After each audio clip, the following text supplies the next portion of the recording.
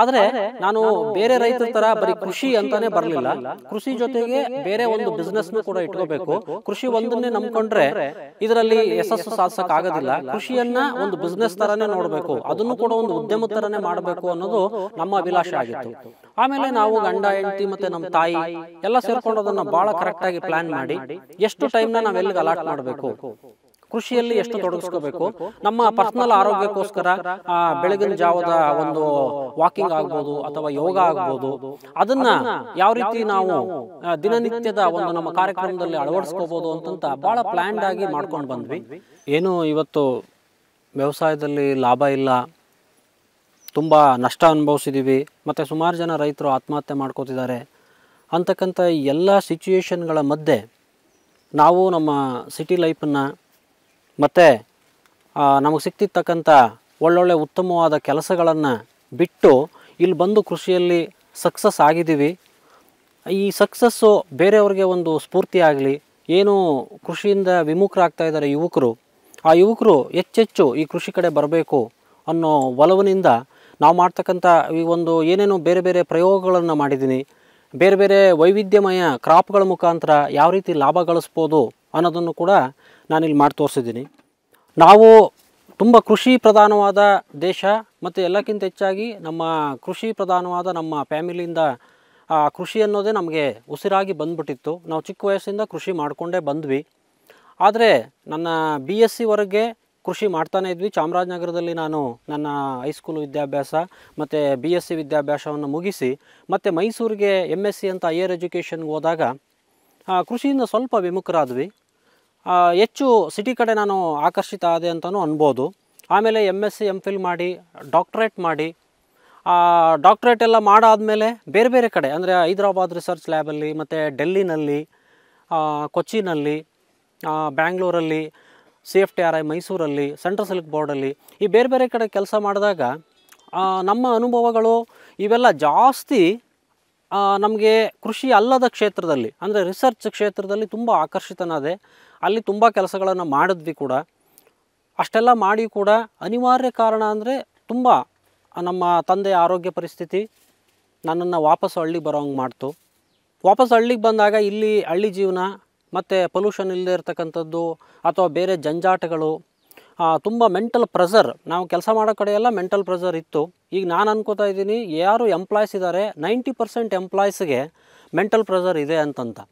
ಆ mental pressure ಅನ್ನೋದು ಎಲ್ಲ ಕೆಲಸದಲ್ಲೂ ಎಲ್ಲರಲ್ಲೂ ಇದೆ. ಅದೇ ಥರ ನನಗೂ ಕೂಡ ಇತ್ತು. ನಮ್ಮಲ್ಲಿ ಆ ಲ್ಯಾಬ್ ಅಟ್ಮಾಸ್ಫಿಯರಲ್ಲಿ ಇನ್ನೂ ಕೂಡ ಮಿತಿ ಮೀರಿದ ಮೆಂಟಲ್ ಪ್ರೆಷರ್ ನಮಗಿತ್ತು ಅಂತ ಅನಿಸುತ್ತೆ. ಆಗ ಹಳ್ಳಿಗೆ ಬಂದಾಗ ಏನೋ ಒಂದು ರಿಲ್ಯಾಕ್ಸ್ಡ್ ಮೂಡ್ ನನಗೆ ಸಿಕ್ತಿಲ್ಲಿ, ಮತ್ತು ಈ ವಾತಾವರಣವೂ ಕೂಡ ಅಷ್ಟೇ ರಿಲ್ಯಾಕ್ಸ್ ಮಾಡ್ತು ನಮ್ಮನ್ನು. ಇಲ್ಲಿ ರಿಲ್ಯಾಕ್ಸ್ ಆಗಿ ಬದುಕ್ಬೋದು.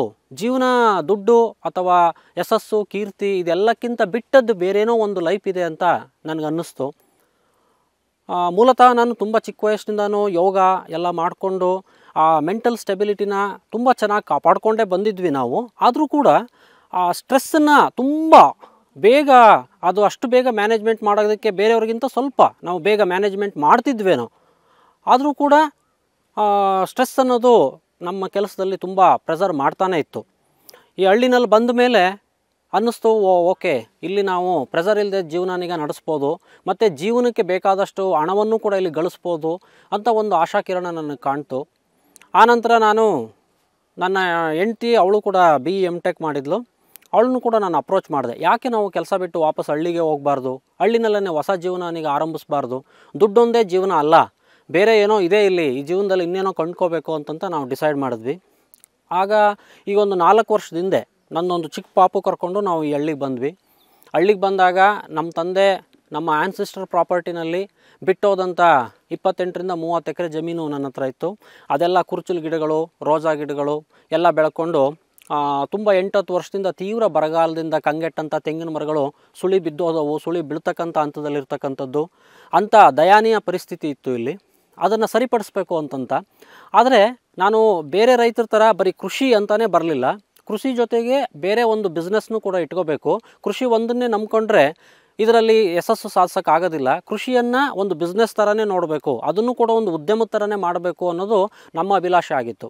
ಆಮೇಲೆ ನಾವು ಗಂಡ ಹೆಂಡತಿ ಮತ್ತು ನಮ್ಮ ತಾಯಿ ಎಲ್ಲ ಸೇರ್ಕೊಂಡು ಅದನ್ನು ಭಾಳ ಕರೆಕ್ಟಾಗಿ ಪ್ಲ್ಯಾನ್ ಮಾಡಿ ಎಷ್ಟು ಟೈಮ್ನ ನಾವು ಎಲ್ಲಿಗೆ ಅಲಾಟ್ ಮಾಡಬೇಕು, ಕೃಷಿಯಲ್ಲಿ ಎಷ್ಟು ತೊಡಗಿಸ್ಕೋಬೇಕು, ನಮ್ಮ ಪರ್ಸ್ನಲ್ ಆರೋಗ್ಯಕ್ಕೋಸ್ಕರ ಬೆಳಗಿನ ಜಾವದ ಒಂದು ವಾಕಿಂಗ್ ಆಗ್ಬೋದು ಅಥವಾ ಯೋಗ ಆಗ್ಬೋದು, ಅದನ್ನು ಯಾವ ರೀತಿ ನಾವು ದಿನನಿತ್ಯದ ಒಂದು ನಮ್ಮ ಕಾರ್ಯಕ್ರಮದಲ್ಲಿ ಅಳವಡಿಸ್ಕೋಬೋದು ಅಂತಂತ ಭಾಳ ಪ್ಲ್ಯಾನ್ಡಾಗಿ ಮಾಡ್ಕೊಂಡು ಬಂದ್ವಿ. ಪ್ಲ್ಯಾನಿಂಗ್ ಇದ್ದರೆ ಎಲ್ಲೂ ಮೋಸ ಆಗಲ್ಲ ಅನ್ನೋದಕ್ಕೆ ನಾವೇ ಬೆಸ್ಟ್ ಎಕ್ಸಾಂಪಲ್ ಅಂತ ಅನಿಸುತ್ತೆ ನಮಗೆ. ಇವತ್ತು 62 ವರ್ಷದ ನಮ್ಮ ತಾಯಿ ಕೂಡ ಭಾಳ ಆ್ಯಕ್ಟಿವ್ ಆಗಿ ಜಮೀನಿನ ಕೆಲಸದಲ್ಲಿರ್ಬೋದು, ಮನೆ ಕೆಲಸದಲ್ಲಿರ್ಬೋದು, ಎಲ್ಲ ಕಡೆ ತುಂಬ ಆ್ಯಕ್ಟಿವ್ ಆಗಿ ಅವ್ರು ಪಾರ್ಟಿಸಿಪೇಟ್ ಮಾಡ್ತಾರೆ. ಈಗ ಚೀನಾದಲ್ಲಿ ಅಗ್ರಿಕಲ್ಚರ್ ಇದೆಲ್ಲ ತುಂಬ ಚೆನ್ನಾಗಿ ಮಾಡ್ತಾರೆ. ನೀನು ಹೋಗಿ ಬರ್ತೀಯ, ಅಲ್ಲಿಗೆ ಅವಕಾಶ ಇದೆ ಅಂತಲೇ ನನ್ನ ಹೆಂಡತಿ ಮತ್ತು ನನ್ನ ತಾಯಿ ಚೀನಾಕ್ಕೆ ಹೋಗಿ 1 ತಿಂಗ ಅಲ್ಲಿ ತುಂಬ ಏನೇನೆಲ್ಲ ವೈಲ್ಡ್ ಎಕ್ಸ್ಪೀರಿಯನ್ಸ್ ಅದು, ಆ ದೇಶದಲ್ಲಿ ಮುಂದುವರೆದಂಥ ಆ ದೇಶದಲ್ಲಿ ಏನೇನೆಲ್ಲ ಮಾಡಿದ್ದಾರೆ, ಕೃಷಿನಲ್ಲಿ ಯಾವ ರೀತಿ ಸಾಧನೆ ಮಾಡಿದ್ದಾರೆ, ಮತ್ತು ಸ್ಮಾಲ್ ಸ್ಕೇಲ್ ಇಂಡಸ್ಟ್ರಿನಲ್ಲಿ ಏನೆಲ್ಲ ಮಾಡಿದ್ದಾರೆ, ಮತ್ತು ನಮ್ಮದಲ್ಲದ ಬೇರೆ ಪ್ರಭೇದದ ಸೀಡ್ಸ್ಗಳಾಗ್ಬೋದು, ಮತ್ತೊಂದು ಆಗ್ಬೋದು, ಅಲ್ಲಿ ಏನೇನೆಲ್ಲ ಸಿಗುತ್ತೆ ಅನ್ನೋದನ್ನೆಲ್ಲ ತುಂಬ ಕೂಲಂಕುಷವಾಗಿ ತಿಳ್ಕೊಂಡು ಬರ್ಕೊಂಡು ಎಲ್ಲ ನೋಡಿಕೊಂಡು ಬಂದರು. ಅವರ ಎಕ್ಸ್ಪೀರಿಯನ್ಸು ಮತ್ತು ನಾನು ಬೇರೆ ಬೇರೆ ಕಂಟ್ರಿಗೆ ಹೋಗಿದ್ದಂಥ ನನ್ನ ಎಕ್ಸ್ಪೀರಿಯನ್ಸು ಎಲ್ಲವನ್ನು ಬಳಸಿ ಈ ಒಂದು ಹಳ್ಳಿನಲ್ಲೂ ಕೂಡ ಬದುಕನ್ನು ಕಂಡ್ಕೋಬೋದು ಅನ್ನೋ ರೀತಿ ನಾವು ಪ್ರಯತ್ನ ಮಾಡ್ತಾ ಹೋದ್ವಿ. ನಮ್ಮ ಪ್ರಯತ್ನದಲ್ಲಿ ಈಗ ನಾವು ಸಂಪೂರ್ಣವಾಗಿ ಯಶಸ್ಸು ಕಂಡಿದ್ದೀವಿ ಅಂತಲೇ ನಮ್ಮ ಅಭಿಲಾಷೆ. ಯಾಕಂದರೆ ನಮ್ಮ ಇನ್ಕಮ್ ಇವಾಗ ನಾವೇನು ಅಲ್ಲಿ ಕಂಪ್ನಿನಲ್ಲಿ ಅಥವಾ ಸಿಟಿನಲ್ಲಿ ಇಬ್ಬರೂ ಸೇರಿ ಸಂಪಾದನೆ ಮಾಡ್ತಿದ್ವಿ, ಅದಕ್ಕಿಂತ ಜಾಸ್ತಿ ಇನ್ಕಮ್ಮನ್ನು ನಾವೀಗ ಜನ್ರೇಟ್ ಮಾಡ್ಕೋತಾ ಇದ್ದೀವಿ. ನಮಗೆ ಏನು ಜಮೀನನ್ನು ಬಿಟ್ಟಿದ್ರು ನಾವು ಫಸ್ಟು ನಾನು ಹೇಳಿದೆ ಬಂದು ನೋಡಿದಾಗ ತುಂಬ ಹತಾಶಾಭಾವ ಇತ್ತು. ಎಲ್ಲ ಕುರ್ಚಲು ಗಿಡಗಳು ಬೆಳ್ಕೊಂಡು ಬೋಳು ಮರಗಳು ನಿಂತಿತ್ತು. ಅದನ್ನೀಗ ಮತ್ತೆ ರೀಗೈನ್ ಮಾಡಬೇಕು ಅಂತಂತ ಹಂತವಾಗಿ ಅದನ್ನು ರಿಪೇರಿ ಮಾಡ್ತಾ ಹೋದ್ವಿ. ಈಗ ಸಂಪೂರ್ಣವಾಗಿ ನಮ್ಮ ಜಮೀನು ಆಲ್ಮೋಸ್ಟ್ ಹಸುರುಮಯವಾಗಿದೆ. ಎಲ್ಲ ಹಕ್ಕಿ ಪಕ್ಷಿಗಳೆಲ್ಲ ಬಂದು ಚಿಲಿಪಿಲಿ ಹುಡ್ತಕ್ಕಂಥ ಒಂದು ಒಳ್ಳೆ ತಾಣ ಆಗಿದೆ. ನಮಗೆ 800 ಅಡಿಯಿಂದ ನೀರೆತ್ತಿದ್ರೂ ಕೂಡ ಆ ನೀರಿನ ಸದ್ಬಳಕೆನೇ ನಾವು ಮಾಡ್ಕೋತಾ ಇದ್ದೀವಿ. ನಮ್ಮ ಬೋರ್ವೆಲ್ಗೆಲ್ಲ ಕಂಪ್ಲೀಟು ಈ ಮಳೆ ನೀರನ್ನು ಇಂಗಿಸಿ ಆ ಬೋರ್ವೆಲ್ನ ಇಂಪ್ರೂವ್ ಮಾಡ್ತಕ್ಕಂಥ ಒಂದು ವಿಧಾನನೂ ಕೂಡ ಅಳವಡಿಸ್ಕೊಂಡಿರೋದ್ರಿಂದ ನಮ್ಮ ಬೋರ್ವೆಲ್ಗೂ ಯಾವುದೂ ತೊಂದರೆ ಇಲ್ಲದೇ ಇಂಥ ತೀವ್ರ ಬರಗಾಲದಲ್ಲಿ ಸುಮಾರು ಬೋರ್ವೆಲ್ ಫೇಲ್ ಆದದ್ದನ್ನು ನಾವು ಸುತ್ತಮುತ್ತ ನಿದರ್ಶನದಲ್ಲಿ ನೋಡಿದ್ದೀವಿ. ಆದರೆ ನನ್ನ ಬೋರ್ವೆಲ್ಲು ಇನ್ನೂ ಕೂಡ ತುಂಬ ಚೆನ್ನಾಗಿ ಓಡ್ತಾ ಇದೆ ಅಂತಂದರೆ ಅದಕ್ಕೆ ಮಳೆ ನೀರು ಕೊಯ್ಲೇ ಕಾರಣ. ಏನು ಒಂದು 15 ಅಡಿ ಅಗಲ 15 ಅಡಿ ಆಳದಲ್ಲಿ ನಾವು ತೋಡಿ ದಪ್ಪಕಲ್ಲು ಸಣ್ಣ ಕಲ್ಲು ಮೇಲ್ಗಡೆ ಬೋರ್ಡರ್ಸ್ ಜಲ್ಲಿನ ಹಾಕಿ ಆ ಬೋರ್ವೆಲ್ನ ಕಂಪ್ಲೀಟ್ ಮುಚ್ಚಿ ಎಲ್ಲ ಚಾವಣಿ ನೀರು ಮತ್ತು ನಮ್ಮ ಮನೆಯಲ್ಲಿ ಸುತ್ತ ಬೀಳ್ತಕ್ಕಂಥ ನೀರನ್ನೆಲ್ಲ ಅದ್ರ ಒಳಗಡೆ ಹೋಗೋ ಥರ ಮಾಡಿದ್ದೀವಿ. ಫಸ್ಟು ನಾವು ಬೋರ್ ಹಾಕಿಸಿದಾಗ ಬರೀ 1.25 ಇಂಚಿನಷ್ಟೇ ನೀರು ಓಡ್ತಿದ್ದದ್ದು ಈಗ 2 ಇಂಚಿಗೆ ಹೆಚ್ಚಿಗೆ ಆಗಿದೆ. ಅದಾದಮೇಲೆ ಇಲ್ಲಿದ್ದಂಥದ್ದು ಮೇಜರ್ ಪ್ರಾಬ್ಲಮ್ ಅಂತಂದರೆ ಕಾಡು ಪ್ರಾಣಿಗಳ ಹಾವಳಿ. ಕಾಡು ಪ್ರಾಣಿಗಳ ಹಾವಳಿನೂ ಕೂಡ ನಾವು ತಡೆಗಟ್ಟೋದಕ್ಕೆ ಎಲ್ಲರೂ ಇಲ್ಲಿ ಕರೆಂಟನ್ನು ಬಳಸ್ತಾಯಿದ್ರು. ಆದರೆ ಅದು ಅನಧಿಕೃತವಾದ ಕರೆಂಟು ಮತ್ತು ಅದರಿಂದ ಶಾಕ್ ಹೊಡೆದ್ರೆ ಮನುಷ್ಯರು ಕೂಡ ಸಾಯ್ತಕ್ಕಂಥ ಸ್ಥಿತಿ ಇತ್ತು. ನಾವು ಅದನ್ನು ಬಳಸಬಾರ್ದು, ಅದರಿಂದ ಯಾರಿಗೂ ತೊಂದರೆ ಆಗಬಾರ್ದು ಅಂತ ಗ್ರಿಲ್ ಸಿಸ್ಟಮನ್ನು ಬಳಸಿದ್ವಿ. ಈ ಏನು ಚೈನ್ ಲಿಂಕ್ ಫೆನ್ಸಿಂಗ್ ಅಂತ ಹೇಳ್ತಾರೆ, ಅದ್ರ ಮುಖಾಂತರ ಯಾವುದೇ ಪ್ರಾಣಿಗಳಾಗಲಿ ಅಥವಾ ಡೊಮೆಸ್ಟಿಕ್ ಆಗಲಿ ಅಥವಾ ವೈಲ್ಡ್ ಅನಿಮಲ್ಸ್ ಆಗಲಿ ಯಾವುದೂ ಒಳಗಡೆ ಬರಬಾರ್ದು, ಆ ರೀತಿ ವ್ಯವಸ್ಥೆಯನ್ನು ಮಾಡಿಕೊಂಡು ಶಿಸ್ತುಬದ್ಧವಾಗಿ ಅಗ್ರಿಕಲ್ಚರ್ನ ಮಾಡಿದ್ವಿ.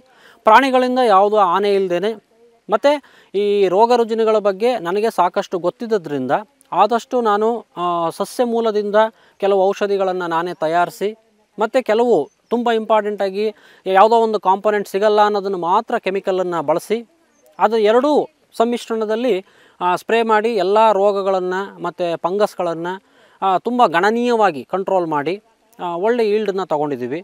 ಮತ್ತು ಮಾರ್ಕೆಟ್ಗೂ ಕೂಡ ನಾನು ವ್ಯಾಲ್ಯೂ ಅಡಿಷನ್ ಮಾಡ್ದೇ ಯಾವುದೇ ಒಂದು ಪ್ರಾಡಕ್ಟನ್ನು ಕೂಡ ನಾನು ಮಾರ್ಕೆಟಿಗೆ ಕಳಿಸ್ತಾ ಇಲ್ಲ. ಈವನ್ನು ಬೇರೆಯವರೆಲ್ಲ ಏನು ಮಾಡ್ತಾರೆ ಅಂದರೆ ರಾ ಆಗಿ ಹಂಗೆ ಮೆಟೀರಿಯಲ್ನ ಕುಯ್ಲು ಮಾಡಿ ಸಂತೆಗೆ ಹಾಕ್ತಕ್ಕಂಥದ್ದು, ಮಾರ್ಕೆಟ್ಗೆ ಹಾಕ್ತಕ್ಕಂಥದ್ದು, ಈ ಥರದ್ದೆಲ್ಲ ಇರ್ತದೆ. ಆದರೆ ನಾವು ವ್ಯಾಲ್ಯೂ ಅಡಿಷನ್ ಮಾಡ್ತಾಯಿದ್ದೀವಿ ಅದನ್ನೀಗ. ಈವನ್ನು ನಮ್ಮಲ್ಲಿ ಬೆಳೀತಕ್ಕಂಥ ತರಕಾರಿಗಳಾಗ್ಬೋದು ಅಥವಾ ಮತ್ತೊಂದು ಆಗ್ಬೋದು, ಅದರಲ್ಲಿರ್ತಕ್ಕಂಥ ರೋಗ ರುಜಿನ ಬಂದಿರತಕ್ಕಂಥದ್ದು ಅಥವಾ ಸಣ್ಣ ಪುಟ್ಟದ್ದು ಬೇರೆ ಬೇರೆ ರೀತಿ ಶೇಪ್ ಇರ್ತಕ್ಕಂಥದ್ದನ್ನೆಲ್ಲ ರಿಮೂವ್ ಮಾಡಿ ಅದನ್ನು ನೀಟಾಗಿ ವಾಶ್ ಮಾಡಿ ಪ್ಯಾಕ್ ಮಾಡಿ ಅದನ್ನು ಕಳಿಸ್ತಕ್ಕಂಥ ಕೆಲಸವನ್ನು ಮಾಡ್ತಾಯಿದ್ವಿ. ಇದಕ್ಕೆ ನಮಗೆ ಸಪೋರ್ಟಿವ್ ಆಗಿ ಈಗ ನಾವು Udigala farmer producer company FEO ಅಂತ ಅಲ್ಲೊಂದು ಮಾಡಿದ್ದೀವಿ. ಅಲ್ಲಿ 1000 ಜನ ಫಾರ್ಮರ್ಸ್ನ ಸೇರಿಸಿ ಅದೊಂದು ಸಣ್ಣ ಕಂಪ್ನಿ ಥರ ಮಾಡಿದ್ದೀವಿ.